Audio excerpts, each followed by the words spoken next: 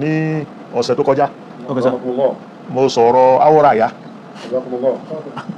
ọ̀rọ̀ àwòràyà yẹn àwọn èèyàn dìde wúrú kìíní kan ànábì kò ṣe ṣìnà kò sánàbì kan tó ṣe ṣìnà ṣé mo sọ pé ṣìnà ló ṣe Wallahi al-azim. Ọlọ́run ṣeun. ló ní ṣìnà Yuharrifuna al-kalima amma àmà wadaihi. wà bẹ́ẹ̀ ọ̀tọ̀ ló ní ṣìnà Bẹ́ẹ̀ni sà. ẹni tó ṣe ṣìnà ọ̀tọ̀ ni Bẹ́ẹ̀ni sà.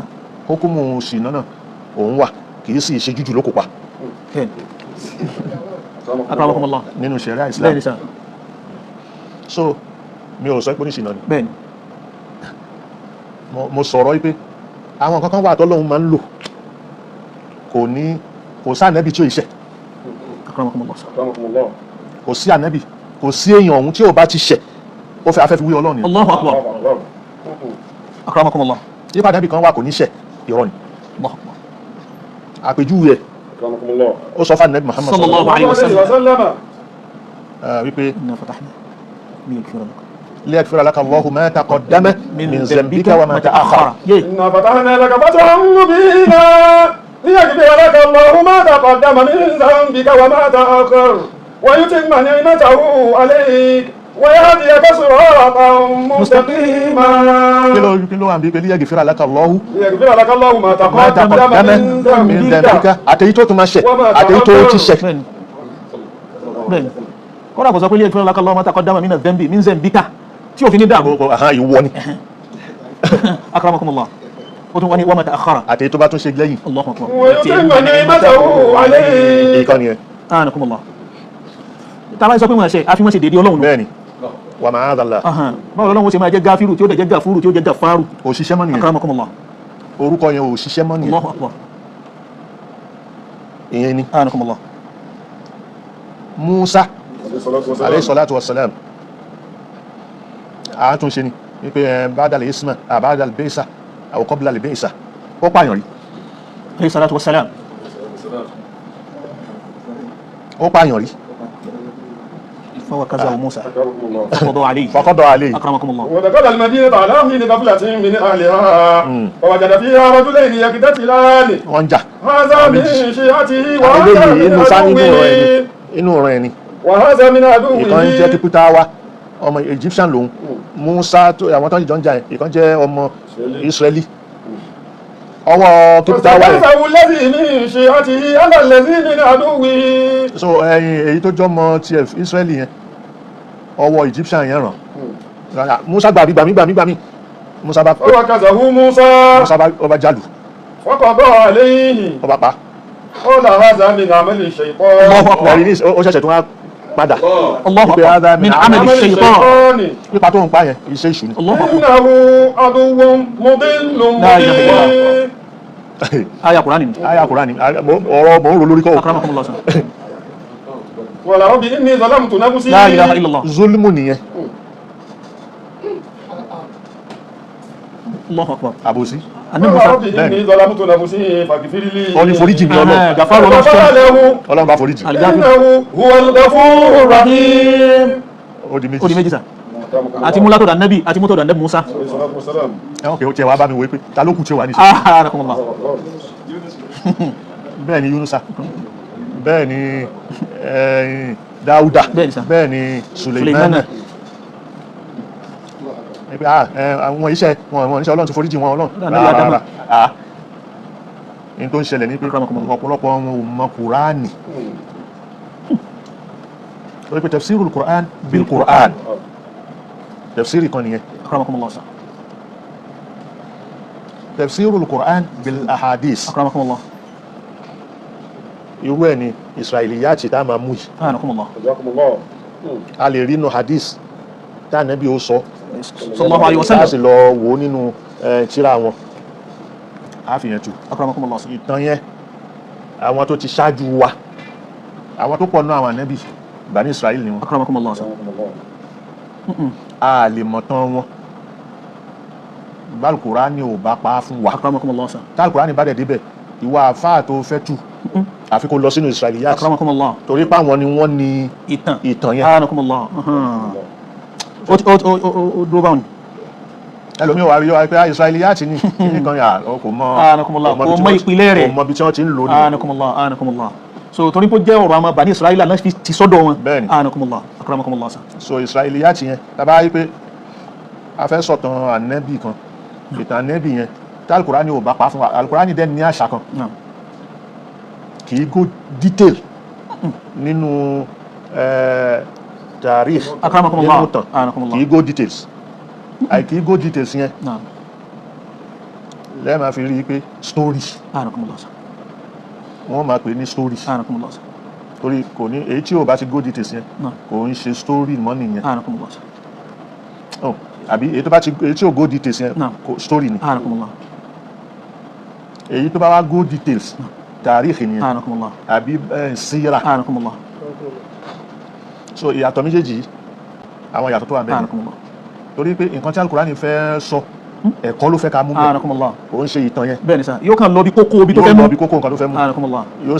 sì sọ anakumullah yóò kúrò bẹ́ẹ̀ tó bá ń pàtàkì nẹ́bì kan kò ní sọ̀rọ̀ ọmọ rẹ̀ fún wa àbí ìyàwó rẹ̀ kò dẹ̀ ní sọ̀rọ̀ kan ṣe bí akramakumullah kò anakumullah ní sọ̀rọ̀ ibo ni wọ́n bí sí anakumullah kò ní sọ okay sa okay anakumullah Eh? bẹ́ẹ̀ ni èdè iṣẹ́ tó rán ní Qur'ani ó sọ bẹ́ẹ̀ ni sa go in details yẹn ó ṣe yé wa nísìnyí Aha. akramakumullah sa so láti lọ in details naam kò ní lọ ó yàtọ̀ sí Injil naam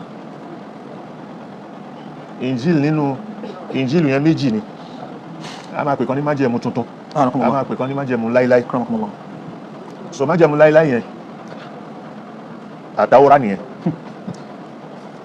so a dẹ̀ rí pé àtàwọ́rá ìtàn ló wà ń bẹ̀ ìtàn bọ́n ṣe dáyé bọ́lọ̀ ṣe dáyé akramakumullah sa àti bọ́lọ̀ ń ṣe ilẹ̀ ayé anakumullah ẹ rí ń bẹ̀ àmọ́ tẹ́ bá tú kanlẹ̀ ẹ rí pé wọ́n ti tọwọ́ bọ̀ anakumullah Ọlọ́run kọ́ ló ń sọ̀rọ̀ yẹn mọ́ torí ọ̀rọ̀ Ọlọ́run akramakumullah sa kò ní múrọ́ dání kò ní tako mímọ̀ Allahu akbar ọ̀rọ̀ Ọlọ́run ò ní múrọ́ dání kò sí ní tako mímọ̀ Rárá. akramakumullah sa anakumullah so tá bá wo inú májẹ̀mú láíláí yẹn àárí sífù tẹ̀kùwì akramakumullah bó ṣe bá dámọ̀ ṣe wà ní ọgbà kínní bó ṣe ẹ bá bẹ̀ sífù tẹ̀kùwì ni akramakumullah so ǹjẹ́ ádámọ̀ yìí ṣé bọ́lọ́run ṣe dá ni ẹ máa rí i pé ìmí ádámọ̀ yẹn kò sọ kí ni ó kàn ní ó jẹ èso irú èso wo apple inú ọgbà Édẹ́nì nínú ọgbà Édẹ́nì apple yẹn ejò ló wá tán a rí i pé tàbá kọ́ra ní ẹ̀ pẹ̀lú kọ́tà Kùránì sọ Allahu akbar ó yàtọ̀tọ̀ bẹ́ẹ̀ ni sa bẹ́ẹ̀ ni sa tó júwe wípé tí ò ṣe tako Allahu akbar mímọ́ ò ní tako bẹ́ẹ̀ ni sa àfi tí mọ̀ yóò bá sì débẹ̀ so sífù tẹ̀kwí ni bẹ́ẹ̀ ni sa sífù al-Khuruj akramakumullah bí òun sọ̀rọ̀ yẹn láti ó pàtàn yẹn wọ́n ṣe bí ànábì Yakubu bá ànábì Yakubu nínú Genesis yẹn naam ó sọ ìtàn bọ́n ṣe bí bó ṣe dàgbà Anakumullah. bó ṣe ṣe kí bóun náà ṣe bímọ tó fi dórí ànábì Musa alayhi salatu wa salam so ìtàn Joseph gbogbo kí ẹ bá nínú yẹn so nígbà tí a débi Khuruj yẹn sífù Khuruj yẹn túmọ̀ wípé bọ́n ṣe kó bá ní Israẹli kúrò ní Egypt naam tí Musa kó wọn kúrò tó tán tẹ̀rì tí Fìràwọ̀nà tẹ̀rì akramu òun ni so ìyẹn bẹ́ẹ̀ á lọ so now tá bá compare ẹ̀ pẹ̀lú gbogbo ìtàn Al-Qur'an anakumullah ìtàn Injil ìtàn Injil anakumullah sa a rí i pé Ọlọ́run ń sọ̀rọ̀ yẹn ó sì tọ́ka Allahu akbar ìtọ́ka tó tọ́ka yẹn fún àwọn tó bá ní mímọ̀ kan wà akramakumullah wíwá tán bá wà yẹn wọn ó kàn án níbẹ̀ lóòótọ́ mímọ̀ yẹn àwọn archaeologists wọ́n ń gbẹ́lẹ̀ wọ́n ń wá oríṣiríṣi wọ́n ń bá kẹ́ni gbogbo nǹkan yẹn yóò máa túmọ̀ wípé but Al-Qur'ani ò ní júwe pé archaeologists naam àmọ́ òun ti pa àwọn kan rẹ̀ òun ti dá àwọn kan wọ́n ṣe so àwọn archaeologists ni wọ́n máa wá lóòótọ́ pé lóòótọ́ Ọlọ́run ti dá àwọn kan famshu fi manakibiha Aha. akramakumullah so Allahu ìyẹn akbar lápèjúwe etí kakànjẹ̀ ti kúrò mbẹ̀ Ànábì Yusuf alayhi salatu wa salam Al-Qur'ani sọ̀rọ̀ ẹ̀ wọ́n ní nahnu naqussu alayka ahsana al-qasas bima awhayna ilayka هذا الكتاب wa in kunta min qablihi lamina al-ghafilin so àwọn ni òyìnbó wà ní ìtàn Yusuf so ìtàn yẹn ayatun kì í ṣe yọkan ayatun lis-sa'ilin so ayatun bọ́n ṣe ta Yusufu bó ṣe lálàá ó sọ yẹn.